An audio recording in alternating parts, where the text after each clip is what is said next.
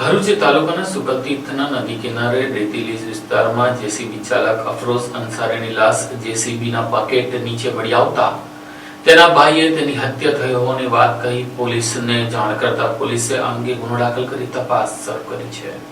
ભરૂચ જિલ્લાના સુકલતીર્થ નજીક નદી કિનારે આવેલા રેતીના લીઝ વિસ્તારમાંથી એક અજાણ્યા વ્યક્તિનો મૃતદેહ જેસીબી મશીનના બકેટ નીચેથી મળી આવ્યો છે। આ ઘટનાને પગલે શંકાસ્પદ મોતનો મામલો સામે આવ્યો છે। આ બનાવની જાણ થતાં જ સ્થાનિક લોકો ઘટનાસ્થળે એકઠા થયા હતા। માહિતી મળતા જ પોલીસ કાફલો તાત્કાલિક સ્થળ પર પહોંચી ગયો હતો અને સમગ્ર વિસ્તારને કોર્ડન કરીને તપાસ શરૂ કરી હતી। પ્રાથમિક તબક્કે આ ઘટના હત્યા, અકસ્માત કે આત્મહત્યાનો બનાવ છે તે અંગે કોઈ સ્પષ્ટતા થઈ નથી। પોલીસે મૃતદેહને પોસ્ટમોર્ટમ માટે ખસેડવાની કાર્યવાહી હાથ ધરી છે। પોલીસ દ્વારા આસપાસના લોકોની પૂછપરછ અને તકનીકી આધારોના आधारे વધુ તપાસ ચલાવવામાં આવી રહી છે।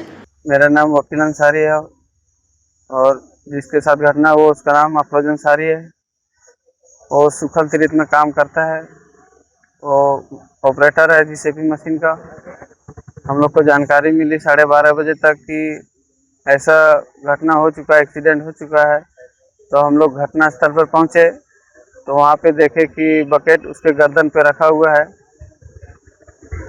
हम लोग को देखने से पता चला कि उसके साथ गलत हुआ है, मर्डर हुआ है। पुलिस प्रशासन भी वहाँ पहुँची है। उन लोग से आग्रह है कि हम लोग को अच्छे से जांच कराए और हम लोग को इंसाफ दे।